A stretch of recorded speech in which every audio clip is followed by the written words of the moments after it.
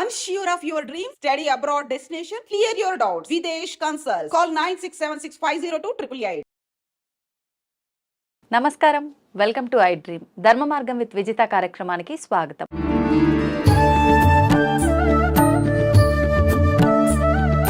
ప్రస్తుతం మనతో పాటు ఉన్నారు వేద పండితులు పవన్ కుమార్ శర్మ గారు. ఇప్పుడు వారితో మాట్లాడి మరిన్ని విషయాలు తెలుసుకునే ప్రయత్నం చేద్దాం.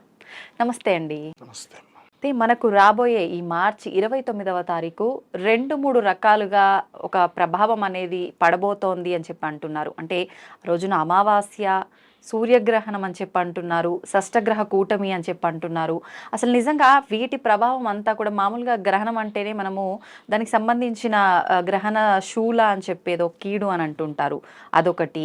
మళ్ళీ అమావాస్య అనగానే మనందరం కూడా నెగిటివ్గా భావిస్తూ ఉంటాము, అదొకటి. ఈ షష్టగ్రహ కూటమి ప్రభావం చాలా ఎక్కువగా ఉండబోతుంది నెగిటివ్గా అని అంటున్నారు, అదొకటి. మరి 3 ఏకమైనాయంటే ఇంకెక్కువ ప్రమాదం ఏమో అని చెప్పి జనాల్లో చాలా వరకు భయం ఎక్కువగా ఉంది. అసలు ఏంటండి ఆ రోజు నిజంగా మనం అంత భయపడాల్సిన విధానం అనేది ఉందా? ఒకవేళ ఉంటే దాని నుంచి మనం బయటపడే అవకాశం ఉందా? ఎటువంటి జాగ్రత్తలు తీసుకోవచ్చు? షష్ఠగ్రహ కూటమి మనకి చాలా రోజుల నుంచి చాలా సందర్భాల్లో మనం చెప్పుకోవడం జరిగింది. షష్ఠగ్రహ కూటమి రావడం అనేటటువంటిది ఇది కొత్తగా ఏమీ కాదు. గతంలో మనకి కరోనాకి ముందర కూడా పంచగ్రహ కూటమి, అలాగే షష్ఠగ్రహ కూటమి లాంటివి వచ్చాయి. అవి వచ్చినప్పుడు ఏదైనా ఒక రకమైనటువంటి ఒక వైరస్ లాంటిది కొంచెం జనాలకి ఆందోళనకరంగా ఉండేటటువంటి యొక్క సందర్భాన్ని ఇచ్చి వెళ్ళిపోయేవే తప్ప పెద్ద రకమైనటువంటి ప్రమాదములు ఏవి జరిగేటటువంటి సంఘటనలు మనకేమీ లేవు. అంటే పెద్ద భయపడాల్సింది ఏమీ లేదు అనేటువంటిది. అందున ఇక్కడ మనకు వస్తున్నటువంటిది పాల్గొన అమావాస్య, అంటే 29వ తారీఖు అది ఏర్పడుతున్నది. తెల్లవారి మనకి ఉగాది. సో ఆ అమావాస్య రోజున మనకి ఈ గ్రహణం అనేటటువంటిది అసలు మనకి లేదు. ఇండియాలో సూర్యగ్రహణం అనేటటువంటిది ఎక్కడ చూపించడం లేదు. ఇది కొన్ని యూరోప్ లాంటిది, జర్మనీ, ఇట్లా కొన్ని దేశాల మీద మాత్రమే ఆ ప్రభావం ఉంది, విదేశాల్లో మాత్రమే. ఇండియాలో ఎటువంటి ప్రభావం లేదు, ఎటువంటి నియమాలు ఆచరించవలసిన అవసరం లేదు అనేటువంటిది ఒకటి నియమం. ఇక అమావాస్య విషయానికి మనం వస్తే, అమావాస్య అనేటటువంటిది మన వైపున, ఉదాహరణకి మనం ఇటుపక్కన తెలుగునాట కొద్దిగా మనం దాన్ని మనం ఏమిటి అనేటటువంటిది చూస్తాం, కానీ దక్షిణాదిలో సహజంగా అటువైపు కనుక మనం చూస్తే అది చాలా పర్వదినంగా మనం భావిస్తారు వాళ్ళు. దాన్ని మనం సౌరమానం అంటాం. చాంద్రమానం, సౌరమానం అని మనకి 2 రకాలు. వాళ్ళు సూర్యుడిని అనుసరించినటువంటి మాసాన్ని చెప్తారు. అందులో మనకి పౌర్ణమి మధ్యలో ఎట్లా వస్తుందో వాళ్ళకి అమావాస్య మధ్యలో వస్తుంది. అందుకని దాన్ని మంచి పర్వదినంగా భావిస్తారు. అంతేకాకుండా అమావాస్య పితృతిథి కింద చెప్తాం మనం. అమావాస్య పితృతిథి ఆ రోజున కనుక ఏ రకమైన పితృ సంబంధమైనటువంటి దానములు కానీ, తర్పణాలు కానీ, పూజలు కానీ ఏం చేసినా కూడా చాలా మంచి ఫలితాలు వస్తాయి.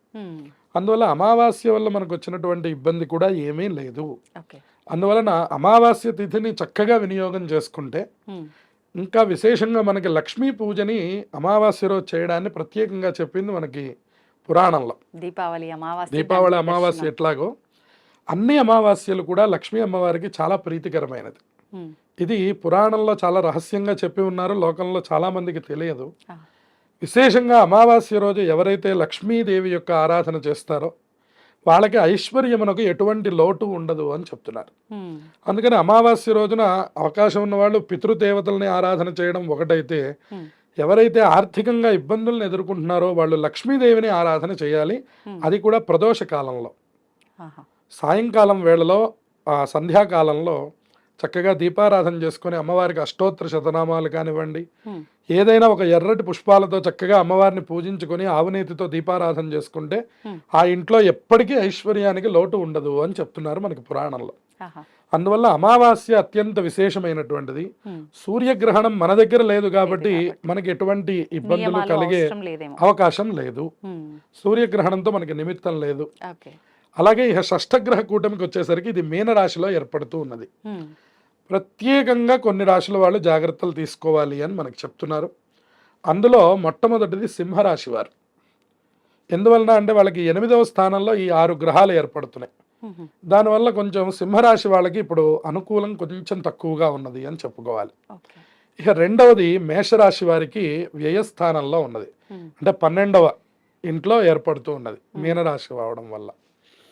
ఈ మీనరాశిలో ఏర్పడడం అనేటటువంటిది ఏదైతే ఉందో అది మీనరాశి వారికి, మేషరాశి వారికి, ప్రత్యేకించి సింహరాశి వారికి, ఈ 3 రాశుల వారికి కూడాను కొంత ప్రతికూలమైన ప్రభావాలు, నెగిటివ్ ఇంపాక్ట్ అనేటువంటిది చూపిస్తూ ఉన్నది. ఇక శుభమైనటువంటి ఫలితాలు చూపిస్తున్నది మకర రాశి వారికి చాలా అద్భుతమైన ఫలితాలు వస్తూ ఉన్నాయి. అలాగే వృషభ రాశి వాళ్ళకి చాలా మంచి ఫలితాలు వస్తూ ఉన్నాయి. అలాగే మన తులారాశి వారికి కూడా చాలా అద్భుతమైన ఫలితాలు వస్తున్నాయి. ఈ 3 రాశుల వాళ్ళకి కూడాను అద్భుతమైన ఫలితాలు ఉన్నాయి. మిగిలిన రాశుల వాళ్ళందరికీ కూడాను మధ్యమమైన ఫలితాలు ఉన్నాయి. వాళ్ళందరికీ సామాన్యంగా ఉంటుంది ఫలం, దాని గురించిన లాభము లేదు, నష్టము లేదు.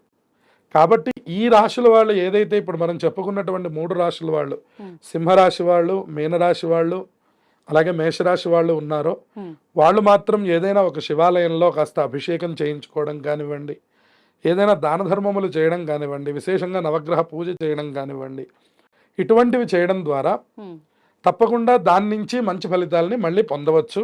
అదేమీ తీవ్రమైనటువంటి ఇబ్బందులు కాదు. ఇవి గ్రహముల యొక్క సంచారంలో కలిగేటటువంటి యొక్క మార్పుల్లో వచ్చేటటువంటి మార్పే తప్ప ఇదేదో దేశ అరిష్టమని, దాన్నేదో ప్రత్యేకమైనటువంటి రీతిలో మనకి ఇబ్బంది కలుగుతుందని కానీ చెప్పడానికి ఎటువంటి రకంగానూ జ్యోతిష్యంలో మనకు ఆ మాట లేదు.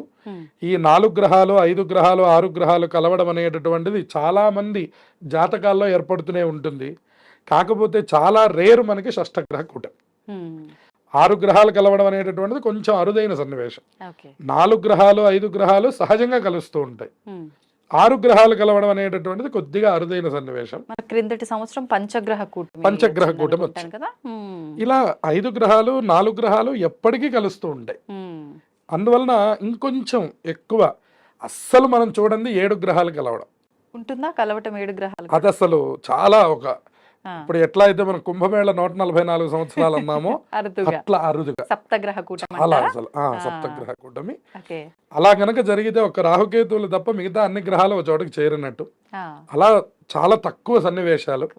కానీ ఇది ఏదైతే షష్టగ్రహ కూటమి ఉందో దీనికి ప్రత్యేకంగా భయపడిపోవాల్సింది. కానీ మనం కరోనా వైరస్ అంటేనే చాలా భయభ్రాంతులకు లోనై చాలా నష్టాలను చవి చూసాము. మళ్ళీ ఇలాంటి రోజు ఎవ్వరికి ఎక్కడ కూడా రావద్దు అనే అంత ఇబ్బందులు మనం పడ్డారు. ఇప్పుడు అంతకు మించిన వైరస్ రాబోతుంది అని చెప్పి, జలంకి సంబంధించింది అని చెప్పి కొందరి మాటల ద్వారా వింటున్నాము. నిజంగా అలాంటిది ఏమైనా ఉందా? మళ్ళీ కరోనా స్థాయిలో వచ్చేటటువంటి అవకాశములు ఇప్పుడు సూచించడం లేదు. ఓకే. అందువలన ఇక్కడ ఉన్నటువంటిది కొద్దిగా అన్ని గ్రహాలు కూడా శుభగ్రహముల యొక్క కలయికలే ఉన్నాయి. దాని వలన ప్రత్యేకంగా ఏదో వైరస్ వస్తుందని కానీ ఇవి చెప్పలేం కానివ్వండి. ఇప్పుడు ఏవైతే మనకి దేశంలో కొన్ని ఆందోళనకరమైన సన్నివేశాలు, ఏవైతే మనకి యుద్ధములు జరుగుతూ ఉన్నాయో, కొన్ని చోట్ల జన నష్టం జరుగుతూ ఉన్నదో, ఇటువంటి వాటికి మనకు కనపడుతూ ఉన్నదే తప్ప ప్రత్యేకంగా వైరస్ రావడం గురించి కానీ, సహజంగా ఒక వ్యాధి మాత్రం అందరినీ కొంచెం మళ్ళీ ఇప్పటికే మనం అందరం చూస్తున్నాము, మళ్ళీ మాస్కులు ధరించడం, మళ్ళీ కొద్దిగా అందరూ జాగ్రత్తలు తీసుకోవడం. ఇప్పటికే కరోనా తర్వాత మనం అందరం కొంత జాగ్రత్తల్లోకి వెళ్ళాం. మనం ఏదైతే ఆహారం తీసుకోవాలన్నా, నీరు తీసుకోవాలన్నా కొద్దిగా జాగ్రత్తలు తీసుకోవాల్సిన అవసరం మనకు కనపడుతూ ఉన్నది. అటువంటిదే కనపడుతుంది తప్ప ప్రత్యేకంగా కొత్తది భయపడాల్సిందైతే ఏమీ లేదు. ఇది ఉండేది కూడా ఈ షష్టగ్రహ కూటమి కేవలం 3 రోజులు మాత్రమే. మళ్ళీ చంద్రుడు బయటికి రాగానే మళ్ళీ అది 5 గ్రహముల యొక్క స్థితికి వెళ్ళిపోతుంది. ఒక్క నెల రోజులు కూడా తేడా లేకుండానే అన్ని గ్రహాలు కూడా మళ్ళీ వాటి స్థానాల్లోకి వెళ్ళిపోతాయి. అందువలన ఇది చాలా ప్రత్యేకమైన సన్నివేశంగా ఏమీ చెప్పవలసిన అవసరం కనపడడం లేదు. ఓకే, సంతోషం అండి. అంటే చాలా మంది మాటల ద్వారా విని ఎంతో భయపడ్డ వాళ్ళకి మీ మాటల ద్వారా ఒక మంచి ఊరట లభిస్తుందని ఆశిస్తున్నాను. ధన్యవాదాలు. శుభమస్తు.